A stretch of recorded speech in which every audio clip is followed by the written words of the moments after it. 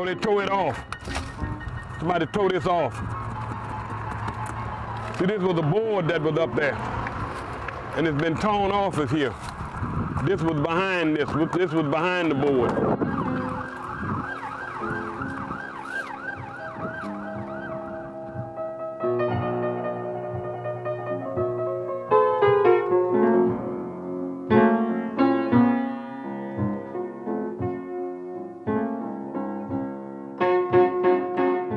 My name is Louis Harding.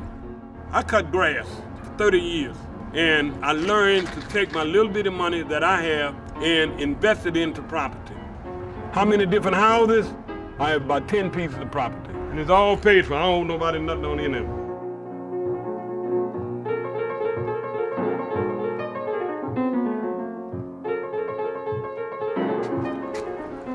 See, when I got this back here, it was nothing but a raggedy building. Raggedy building. They had this thing built. They had it built up from the ground, man. I mean, we used to hold picnics, parties out here, and you see how high that water got. We had at least 5 to 6 feet of water within the properties. We had to take everything out. We had to gut them. Now we're in the process of rebuilding them.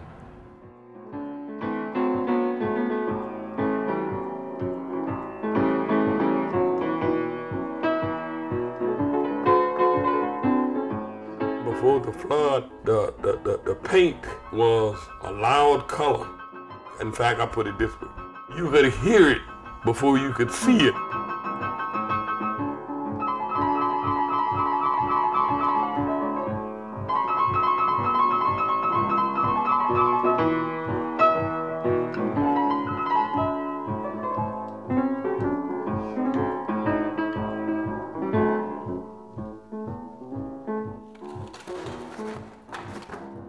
These are things that we was working towards before Katrina.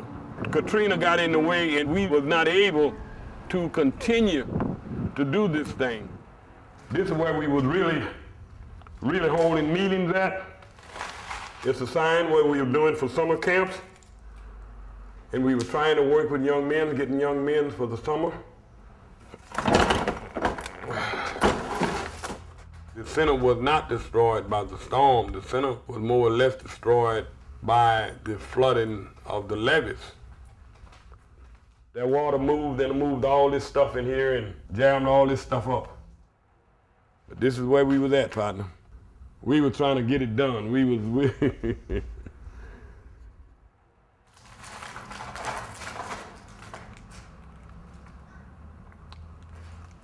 See this book here?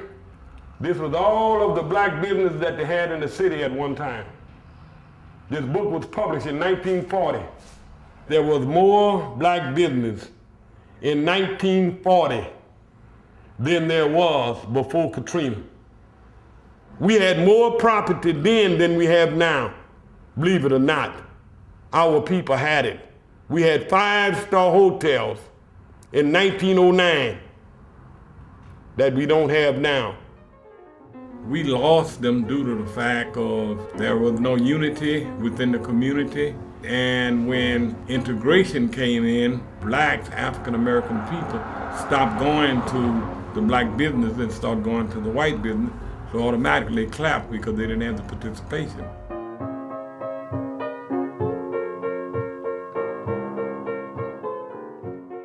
Those are newspapers. I've been having them over 30 years. Let me show it to you. Man, this stuff done got, I didn't realize how bad this stuff was. This is the Marcus Garvey paper. This is a paper from Marcus Garvey days. These are originals. These are no copies, these are originals. But they've been underwater, that's what happened to them. This is black inventors from A to Z. And half of the stuff we don't even much know that we have done.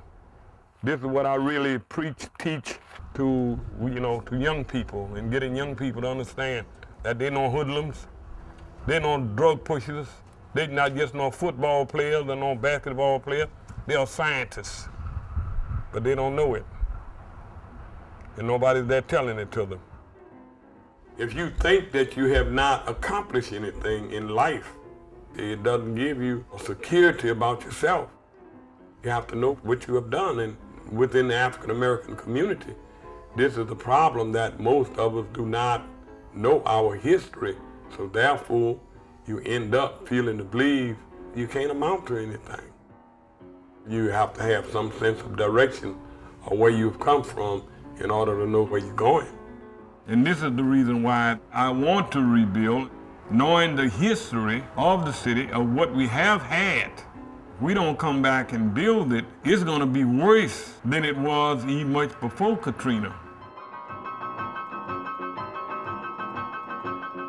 That's why I'm back here. That's why I can't stay away from you.